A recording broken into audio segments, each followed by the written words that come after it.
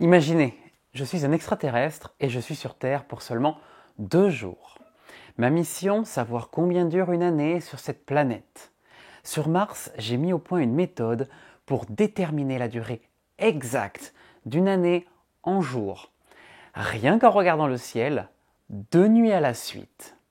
Je vais vous expliquer comment c'est possible et je vais le vérifier ensuite par la pratique.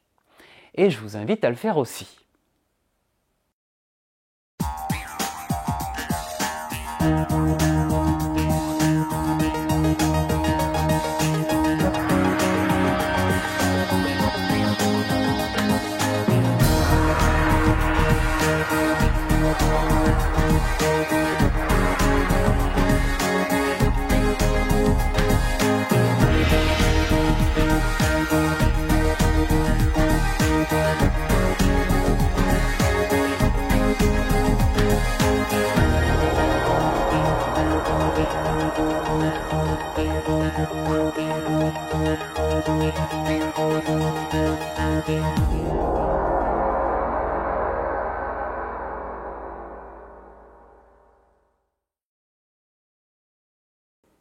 Une année.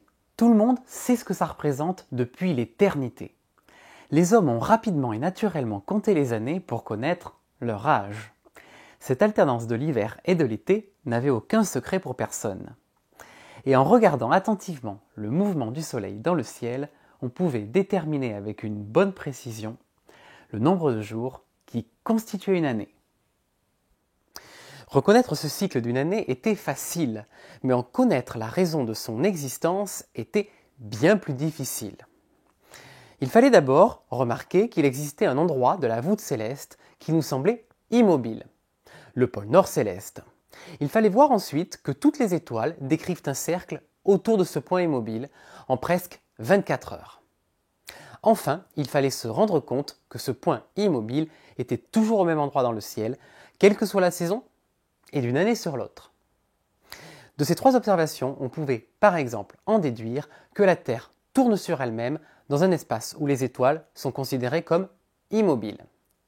Et surtout que l'axe de rotation de la Terre a une direction fixe dans l'espace, quel que soit le temps.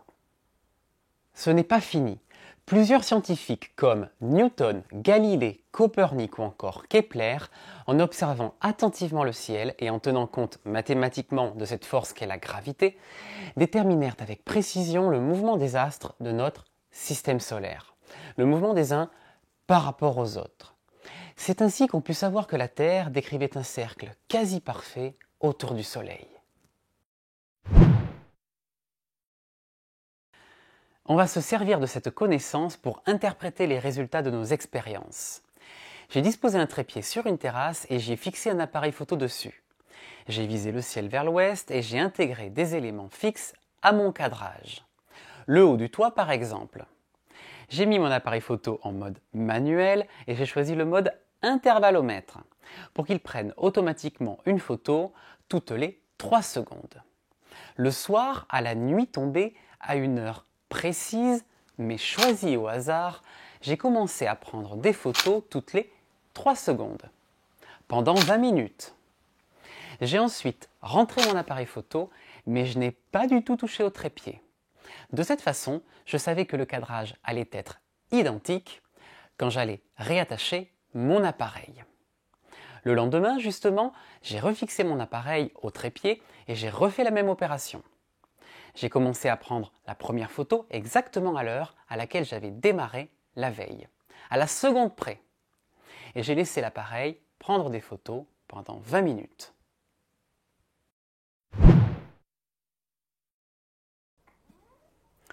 Alors imaginez le nombre de photos que je peux avoir après ces 2 jours. Il va falloir maintenant les mettre les unes après les autres pour faire ce qu'on appelle des time-lapse, c'est-à-dire des accélérés de ce qui s'est passé les 2 nuits consécutives pour enfin vous montrer les résultats. Et bien entendu, le fait de connaître l'intervalle de temps entre chaque prise de vue me permet d'étalonner minutieusement chaque time-lapse au niveau du temps.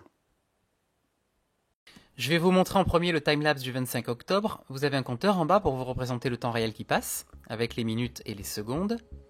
Ce compteur qui a démarré à 0 au début de la vidéo. Vous voyez des traînées blanches assez courtes, qui sont les satellites. Et vous remarquez qu'ils sont assez nombreux. Enfin, quelquefois, quand la traînée est plus épaisse et avec de la couleur, comme maintenant, là, bientôt, sur la gauche de la maison, c'est un avion. Le ciel était assez clair ce soir-là. Alors attention, je vais repasser le timelapse depuis le début, avec cette fois-ci un petit encadré, en bas à droite, qui montre le ciel de façon schématique avec le logiciel Stellarium. Et concentrez-vous par exemple sur les deux satellites que l'on voit évoluer par deux, NOS 3-6, des satellites pour la surveillance des flottes militaires. Alors regardez, ils sont en plein milieu, Stellarium les indique aussi. Stellarium, c'est un logiciel gratuit pour visualiser le ciel en direct. Et si vous voulez reproduire mes expériences, vous devrez télécharger ce logiciel, ne serait-ce que par exemple pour commencer à vous repérer dans le ciel. On passe maintenant à la soirée du 26 octobre. Le timelapse commence exactement à la même heure que celui de la veille. Le ciel était bien plus voilé et le vent soufflait bien plus fort, comme le montrent les arbres qui bougent d'une photo à l'autre. Mais le voile n'était pas trop épais et on voyait quand même les étoiles. Toujours des avions, toujours des satellites, mais différents. Les satellites qui étaient par exemple par deux la veille ne sont pas présents ce soir-là. L'heure commune à laquelle j'ai commencé le timelapse est 21h42 30 secondes. C'est complètement arbitraire.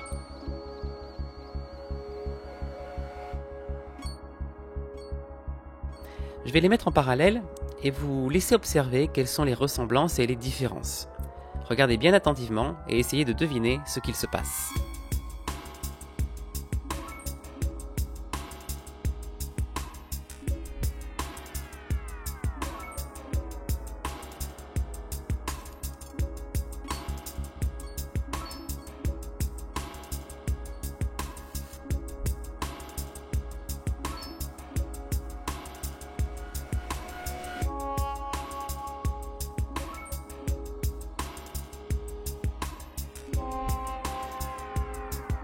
Vous avez fait vos prédictions?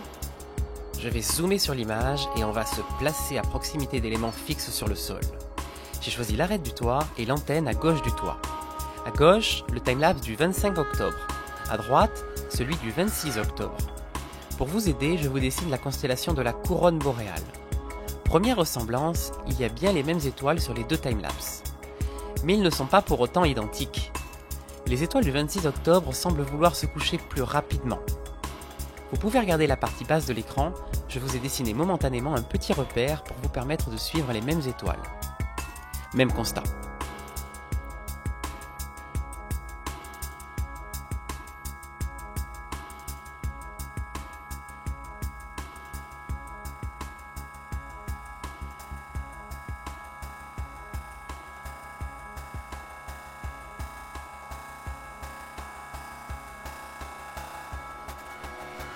Regardez maintenant si je fais démarrer le timelapse du 25 octobre sur la gauche, puis que, 3 minutes 56 secondes plus tard, je fasse démarrer celui du 26 octobre.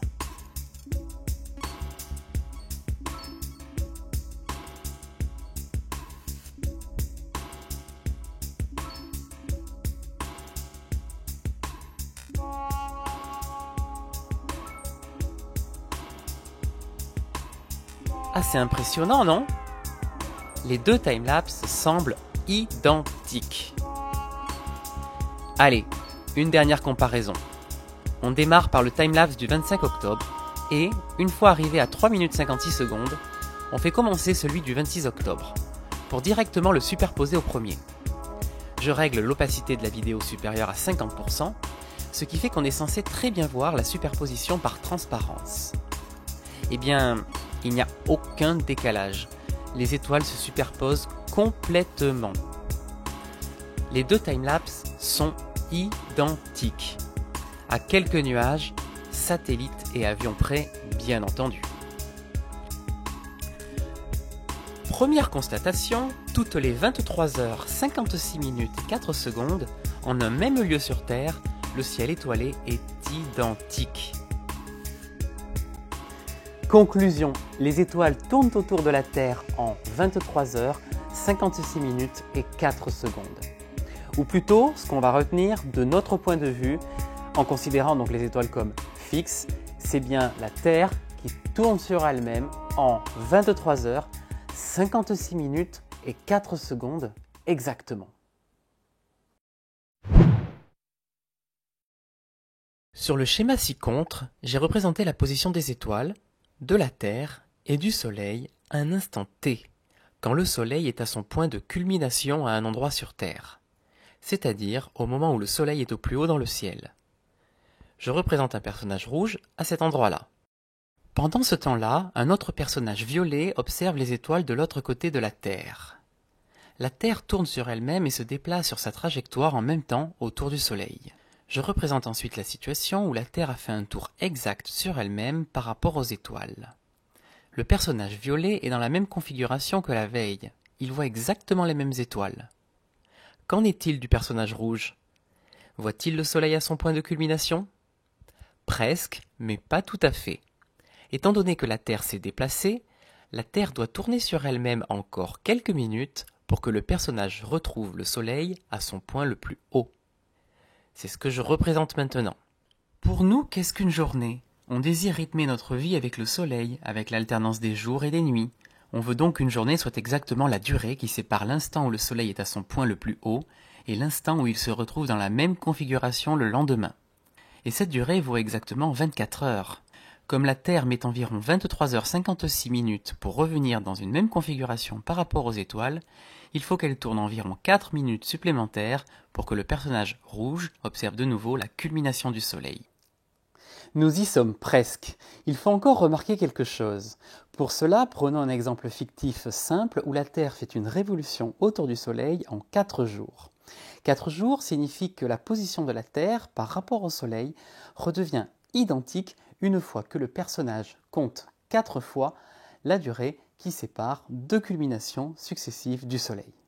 Jour 0, jour 1, jour 2, jour 3, et enfin, retour à la case départ, jour 4. Et combien de fois la Terre a-t-elle fait de tours sur elle-même par rapport aux étoiles? Jour 0, 0 tour. Jour 1, un quart de tour? Ah non, sinon ça voudrait dire que le Soleil culmine en permanence pour le personnage rouge. Et ce n'est pas le cas. Plusieurs tours plus un quart de tour? Non, même si la Terre se déplace dans l'espace, moins de 2 tours sur elle-même sont suffisants pour passer d'une culmination à la suivante. Un tour plus un quart de tour? Oui. Jour 2. Un tour plus un quart de tour en plus. Jour 3. Pareil. Jour 4. Pareil. Au total, elle a fait 4 tours plus 4 quarts de tour, c'est-à-dire 5 tours. Maintenant, généralisons au cas où une année est de n jours. Nous venons de voir le cas particulier où n égale 4. En un jour, la planète considérée tourne d'un tour plus 1 sur n tours. Il y a n jours dans l'année. Ainsi, si l'on ajoute n fois 1 sur n tours, cela correspond à un tour complet. Dit autrement, la somme sur l'année de ces fractions de tours vaut 1 tour. Dans le cas général, une planète qui tourne autour du Soleil en un nombre n de jours effectue toujours n plus 1 rotations sur elle-même par rapport aux étoiles lointaines. À chaque journée, la Terre tourne sur elle-même d'un peu plus d'un tour par rapport aux étoiles. En effet, une journée dure 24 heures, tandis que la Terre tourne sur elle-même en 23 heures, 56 minutes et 4 secondes. Il y a donc une différence de 3 minutes 56 secondes. Quand l'année est complète, la somme de ces fractions de tours vaut 1 tour. Autrement dit, combien de fractions de tours faut-il faire des fractions de 3 minutes 56 secondes pour réaliser un tour complet de 23 heures, 56 minutes et 4 secondes? Eh bien, il faut diviser les deux nombres convertis dans la même unité. 23 heures 56 minutes 04 secondes est égal à 86 164 secondes. 3 minutes 56 secondes est égal à 236 secondes. 86 164 divisé par 236 est égal à 365,1. Et voilà, c'est le nombre de jours dans l'année. Et ce n'est pas une surprise. 86 164 secondes correspondent au temps qu'il faut attendre pour retrouver un ciel étoilé parfaitement identique. 236 secondes correspondent à la durée qu'il faut ajouter à sa montre pour retrouver un ciel étoilé identique à celui de la veille à la même heure sur sa montre. Ce sont deux valeurs faciles à mesurer et si l'on divise l'une par l'autre, on trouve un nombre qui nous est important. La question que l'on pourrait maintenant se poser est: le nombre que l'on trouve par le calcul est-il précis? Oui, assez. Mais il y a de nombreuses sources d'erreurs. Il n'est pas exact. La source d'erreur principale provient de nos mesures. S'est-on placé exactement au même endroit pour mesurer la disparition de l'étoile étudiée derrière un toit? A-t-on correctement mesuré le temps? L'atmosphère est-elle trop turbulente pour avoir une mesure précise? La réfraction par l'atmosphère des rayons de l'étoile étudiée est-elle similaire lors des deux prises de mesure? Rien qu'en étant plus précis sur la mesure du temps, on trouve la valeur de 365,25 jours, que vous avez tous en tête. La journée sidérale est précisément de 23 heures, 56 minutes, 4 secondes et 1 dixième de seconde. Par conséquent, la différence avec 24 heures n'est pas de 3 minutes 56 secondes, mais de 3 minutes 55 secondes et 9 dixièmes de seconde. Converti en secondes, ça fait 86 164,1 divisé par 235,9 et on trouve 365,25. Et au fait, cette valeur de 24 heures pour une journée, et si on devait la mesurer? Avec un bâton bien perpendiculaire au sol, on démarre le chronomètre quand l'ombre du bâton est la plus petite. On arrête le chronomètre le lendemain au moment où l'ombre est à nouveau la plus petite. Eh bien, même si vous arrivez à être suffisamment précis, vous ne trouverez pas 24 heures, mais une valeur à 30 secondes près. Ce temps varie de 23 heures 59 minutes 39 secondes le 23 septembre à 24 heures 0 minutes 30 secondes le 22 décembre. 24 heures n'est qu'une valeur moyenne sur l'année. Et ça fait que la différence entre le jour solaire apparent et le jour sidéral varie de 3 minutes 35 secondes à 4 minutes 26 secondes. Alors oui, si on utilise ses propres mesures du jour solaire apparent, une année peut aller de 324 à 402 jours. Bref, ça varie pas mal autour de la vraie valeur de 365 jours. Mais imaginez que vous refassiez l'expérience 3-4 jours très séparés dans l'année et que vous fassiez une moyenne, vous allez vous rapprocher sérieusement de cette valeur. Ces variations sont principalement dues à l'excentricité de la trajectoire de la Terre autour du Soleil, ainsi qu'à son obliquité. Deux mots compliqués pour dire que la Terre ne décrit pas un cercle parfait autour du Soleil et que l'axe autour duquel elle fait la toupie n'est pas perpendiculaire au plan dans lequel elle évolue. Bref, rien n'est parfait. Et comme si ça ne suffisait pas, le pôle Nord évolue lentement au cours des années, ce qui implique d'autres définitions d'une année. Nous avons calculé la valeur d'une année sidérale, c'est-à-dire le temps que met la Terre pour que le Soleil retrouve la même position par rapport aux étoiles fixes sur la sphère céleste, observée sur le même lieu de la Terre. Autrement dit, le temps que met la Terre pour accomplir 360 degrés autour du Soleil. Mais si l'on considère une année comme l'alternance des saisons, il y a encore une petite différence, un petit décalage d'une vingtaine de minutes par an.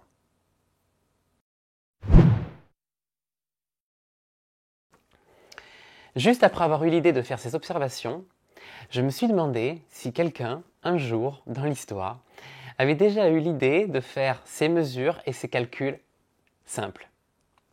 Et je me suis aussi demandé si une telle personne avait pensé à se servir de cette observation pour énoncé la théorie selon laquelle la Terre tourne autour du Soleil en un an et avec une trajectoire circulaire quasi parfaite. Et vous, vous en pensez quoi? Voilà, cette vidéo est à présent terminée. Merci à tous de l'avoir suivi. N'hésitez pas à vous abonner si vous avez aimé le contenu, à partager la vidéo ou encore à mettre un pouce bleu.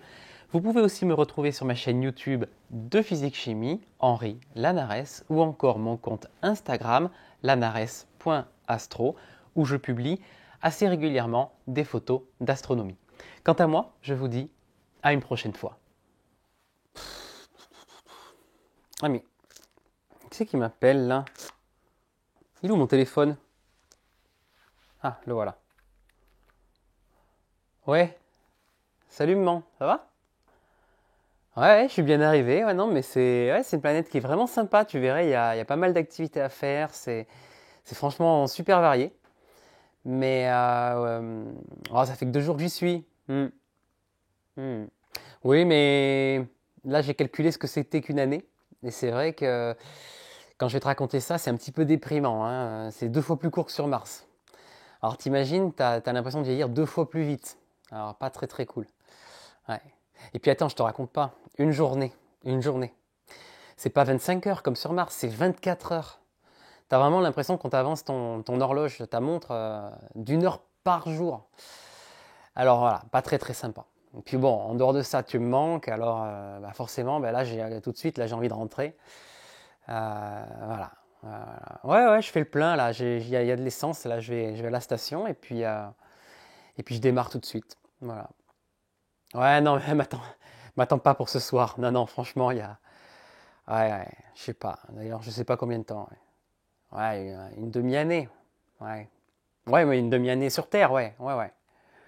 Enfin bon, je te raconterai en détail. Allez, bon, salut. Ah, quelle planète.